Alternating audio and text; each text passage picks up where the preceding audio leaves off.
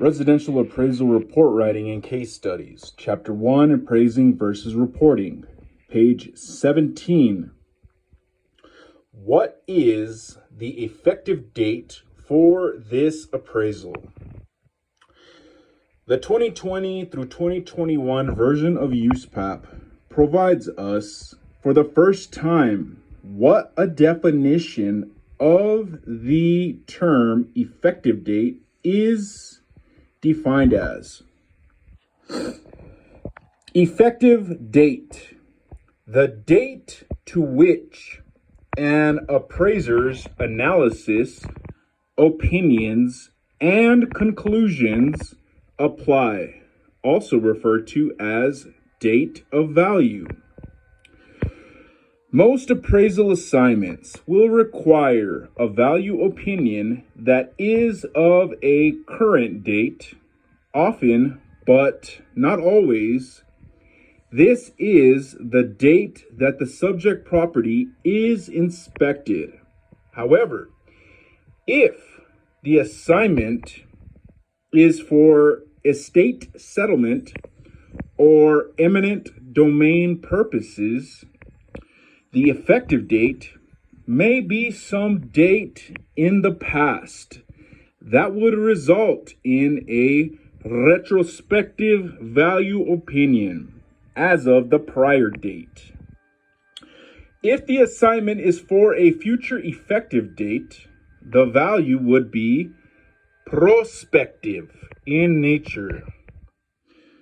A prospective value would involve using historic and current information to forecast a future value opinion. This type of assignment typically calls for additional research and analysis, which is used in forecasting. An extraordinary assumption may be needed when a prospective value opinion is developed, and extraordinary assumptions require clear and accurate disclosure in appraisal reports. More on extraordinary assumptions later. When using a retrospective or prospective effective date, the appraiser must be careful to word the value conclusion properly. When using a current effective date, the time of the value opinion would be now. So the present tense verb is used. Example: the market value of the fee simple interest as of current date is such and such. However, when communicating a retrospective, which means past value conclusion, since the time of the value is past, the appraiser should use past tense. Example: the market value of the fee simple interest as of retrospective effective date was such and such. Thus, when communication a prospective, which means future value conclusion, since the time of the value is future, the appraiser should use a future tense. However, because there are extraordinary assumptions required, there is uncertainty of that value, so the expression should communicate that uncertainty.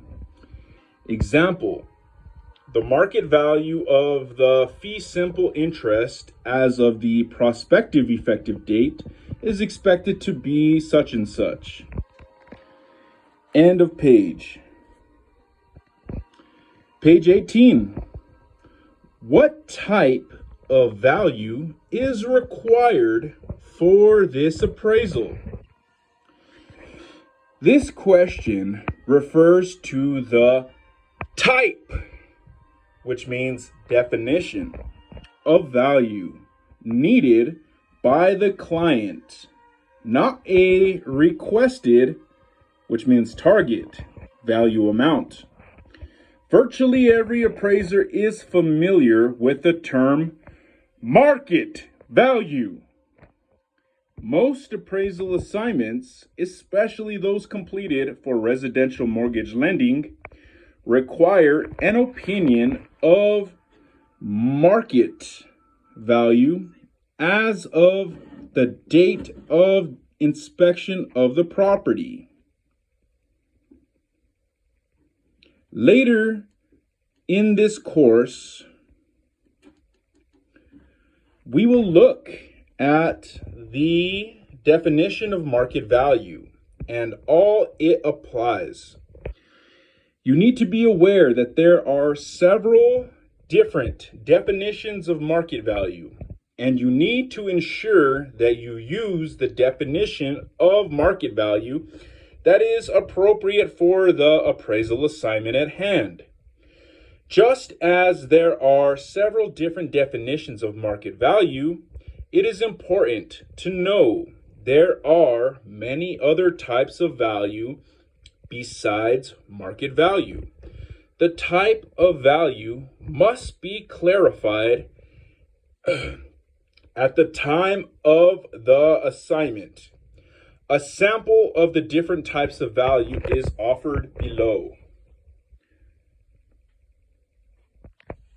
Book value, insurable value, salvage value, cash value, investment value, economic value, going concern value, leased fee value, assessed value, depreciated value, leasehold value, liquidation value, disposition value.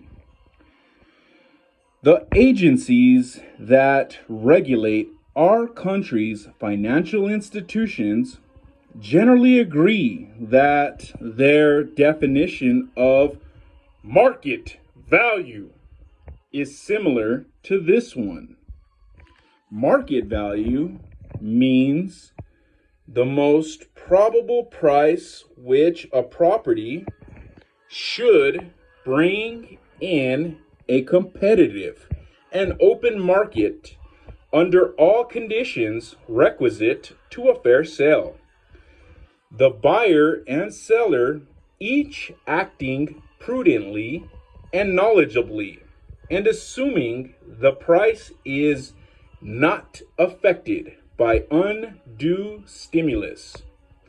Implicit in this definition is the consummation of a sale as of a specified date, and the passing of title from seller to buyer under conditions whereby, number one, buyer and seller are typically motivated.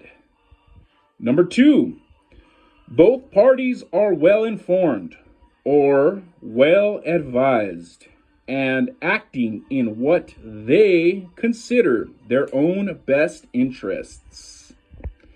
Number three, a reasonable time is allowed for exposure in the open market.